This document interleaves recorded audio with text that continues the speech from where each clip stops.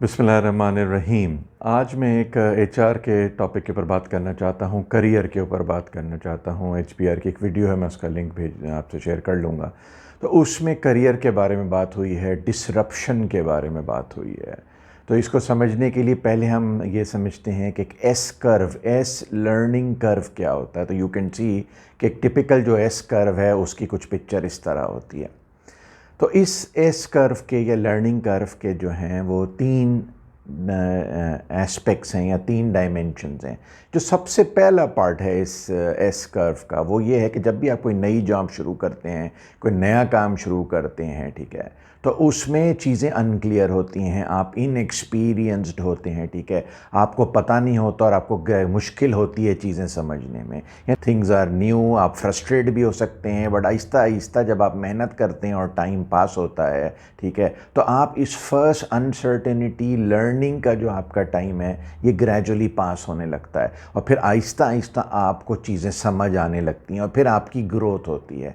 और जिसकी वजह से फिर ये दूसरा पार्ट है जिसके अंदर आपकी स्टीप ग्रोथ होती है, क्योंकि जो इनिशियल इन एक्सपीरियंस की वजह से जो लर्निंग डिफ़िकल्टीज़ थी उससे आप निकल जाते हैं और अब आप जो हैं वो स्टीप आपकी लर्निंग हो रही होती है। शुरू में उतनी डिफ़िकल्ट नहीं होती, लेकिन आहिस्ता आहिस्ता आहिस्ता आहिस्ता आप ग्रेजुअली आप पिक करना शुरू करते हैं और आप फिर एक टाइम ऐसा आता है जो कि इसका सेकंड पार्ट, जब आप इस कमांड आ जाती है आपको पूरे सब्जेक्ट के ऊपर, उस एरिया के ऊपर आपका कॉन्फिडेंस आ जाता है। इसके बाद इस कर्व का एक थर्ड पार्ट है जो कि दोबारा जो एस का कर्व जो है प्लेटो होने लगता है या फ्लैट होने लगता है, ठीक है। तो ये क्या है कि यहाँ आके एक टाइम आता है कि लर्निंग स्टॉप हो जाती है, ठीक है, क्योंकि आप कोई नई चीज़ सीख नहीं रहे होते और जो कुछ आपने सीखना होता है वो सीख चुके होते हैं।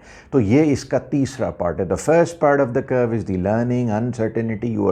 उसमें आपकी ग्रोथ नहीं हो रही होती, आपकी लर्निंग नहीं हो रही होती, आपको समझ नहीं आ रही होती। दूसरा पार्ट इज़ ग्रेजुअली आपको ग्रिप आने लगती है और फिर आप मेहनत करते हैं, आपको चीज़ें समझ में आती है, तो स्टीप आपकी लर्निंग होती है, ठीक है। और उसके बाद जब सारी कुछ लर्निंग हो जाती है तो तीसरा पार्ट ये है कि फिर आपकी लर्निंग कम हो जाती है, तो उसमें प्लेटू आ जाता है। तो ये यहाँ पे जो है ना, अब इसकी कई डिसरप्शन से अब इसको कनेक्ट करते हैं कि ऐसा करियर में हो सकता है कि आपको एक रोल मिला, आपने वो रोल कर लिया, शुरू में आपकी समझ में नहीं आया, फिर आपकी ग्रेजुअली लर्निंग हो गई और फिर एक टाइम आता है कि you are done with that role, तो बोर्डम में क्रीप, ठीक है, और आपको ये ऐसी फीलिंग हो सकती है कि अब मुझे कुछ नया करना चाहिए। Everybody is on this S learning कर, कोई भी जॉब हो, कोई भी रोल हो, तो उसके अंदर इस तरह का एस कर्व से हर कोई इस एक्सपीरियंस से, इस लर्निंग के जो एक्सपीरियंस है उससे वो गुजरता है। तो होता क्या है कि at the top of the curve which is the plateauing part of the curve, यहाँ बोर्डम क्रीप हो, तो यहाँ आपको you can be on a lookout, you get this feeling कि अब मैं कुछ नया सीख नहीं रहा हूँ